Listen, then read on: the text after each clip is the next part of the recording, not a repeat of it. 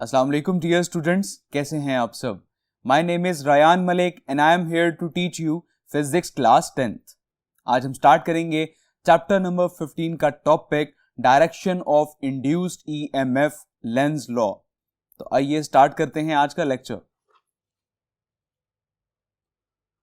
Chapter number 15 electromagnetism and the topic 15.6 direction of induced EMF Lenz law.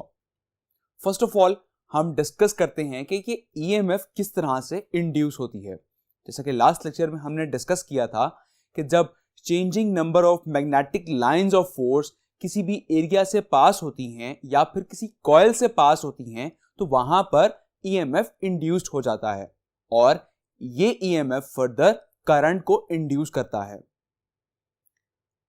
So Michael Faraday ने ये तो बता दिया था कि इंड्यूस्ड ईएमएफ किस तरह से होता है या फिर करंट किस तरह से इंड्यूस होता है, लेकिन उसने ये नहीं बताया था कि करंट जो इंड्यूस होगा उसकी डायरेक्शन क्या होगी।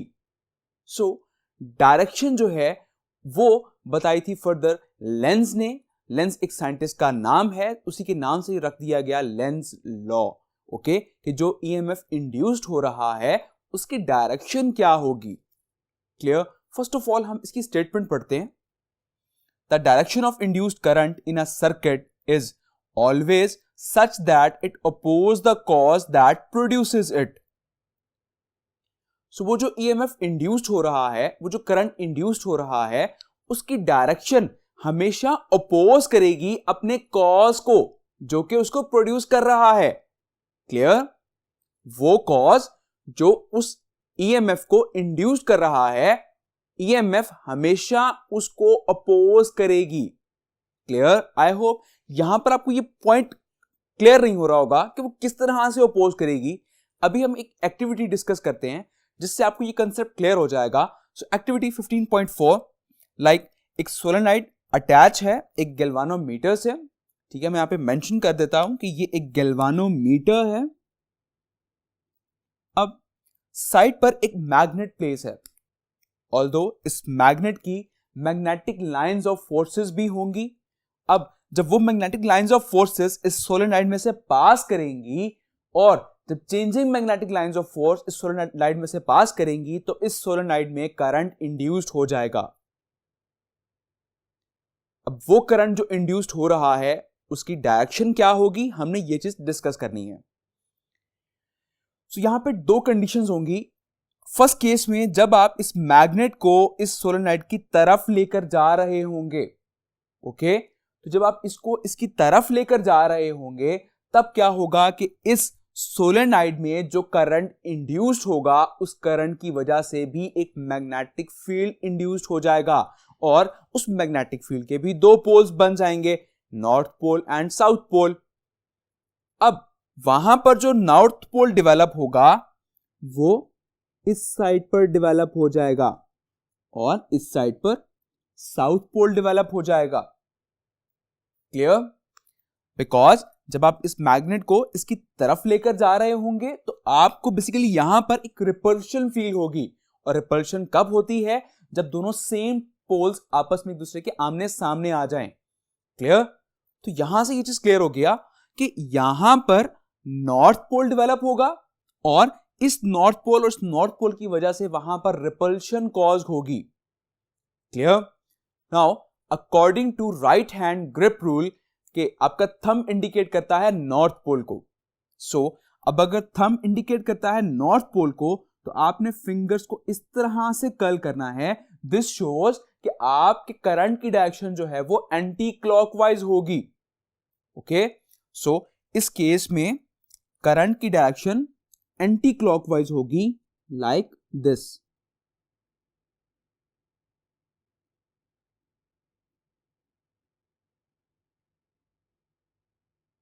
ओके, सो गैल्वानोमीटर की डिफ्लेक्शन से ये क्लियर हो जाएगा कि करंट की डायरेक्शन किस तरफ को है। क्लियर। सो अब यहां हमने फर्स्ट केस डिस्कस किया जिसमें मैग्नेट जो है वो इस सोलेनोइड की तरफ जा रहा था, तो यहां पर रिपल्शन हुई, दैट मींस अपोज कर रहा है अपने कॉज को। इसकी वजह से करंट इंड्यूस हो रहा है, तो ये यहां पर कॉज है। ओके, तो वो इस कॉज को अपोज करेगा। क्लियर? अब हम सेकंड केस डिस्कस करते हैं जिसमें इस मैग्नेट को हम इस सोलेनोइड से दूर लेकर जा रहे होंगे।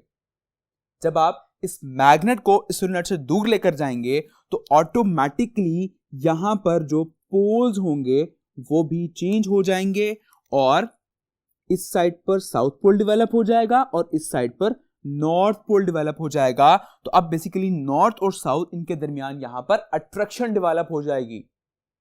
क्लियर?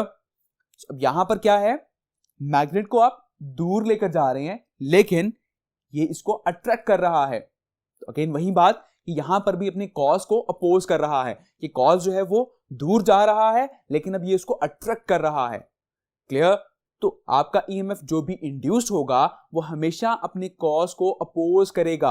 ओके, और वो EMF that mean that induced current, तो उस इंड्यूस्ड करंट की डायरेक्शन जो है वो भी चेंज हो जाएगी।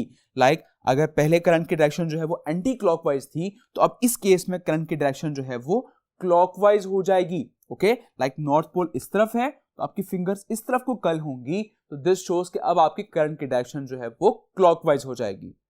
क्लियर? सो आई होप इस एक्टिविटी के बाद आपको कंसेप्ट क्लियर हो गया होगा कि वो जो करंट इंड्यूस हो रहा था उसकी डायरेक्शन क्या होगी। क्लियर? सो फर्दर हम डिस्कस करते हैं। सो इफ वी एनालिसिस कि हम ये जो इलेक्ट्रिकल एनर्जी प्रोड्यूस कर रहे हैं according to the Faraday law of electromagnetic induction, ये इलेक्ट्रिकल एनर्जी कहां से आ रही है? As you know very well that energy can neither be created nor be destroyed. Energy ना तो क्रिएट की जा सकती है और ना ही डिस्ट्रॉय की जा सकती है। तो ये एनर्जी कहां से आ रही है? So, अगर हम इसी एक्टिविटी को डिस्कस करें, लाइक यहां पर इस सोलेनोइड में जो करंट इंड्यूस हो रहा था वो बेसिकली इंड्यूस हो रहा है इस मैग्नेट की वजह से कि मैग्नेट जो है उसको हम मूव करवा रहे हैं, उसका एक रिलेटिव मोशन बन चुका है। तो उस मोशन की वजह से number of magnetic lines of forces में चेंज आ रहा था और उस चेंज की वजह से इस सोलेनोइड में करंट इंड्यूस हो गया।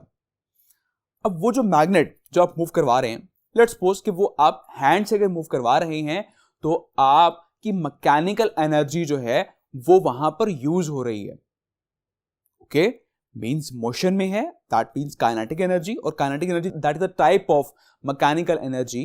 तो हम कह सकते हैं कि मैकेनिकल एनर्जी जो है वहां पर यूज हो रही है और वो मैकेनिकल एनर्जी फर्दर कन्वर्ट हो रही है इलेक्ट्रिकल एनर्जी में। क्लियर? तो यहां से ये क्लियर हो गया कि अगर हम इस पर law of conservation of energy apply करते हैं कि एनर्जी जो है वो एक फॉर्म से चेंज हो रही है दूसरी फॉर्म के अंदर, तो हम ये कह सकते हैं that it is true that it is a manifestation of law of conservation of energy. Okay, so we can write it as that mechanical energy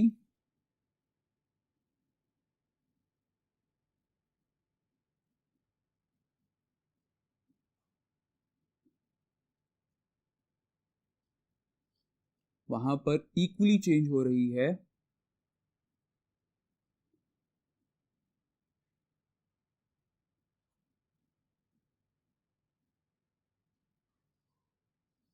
electrical energy में. So we can say that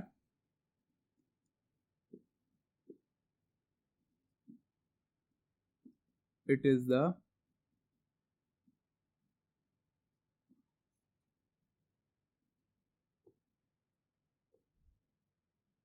manifestation of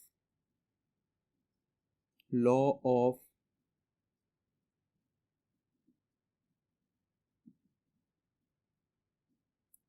conservation of energy. Clear? So I hope ये topic आपको बहुत अच्छे से समझ आ गया होगा। तो अपना बहुत सारा ख्याल रखिएगा। Take care. अल्लाह हाफिज।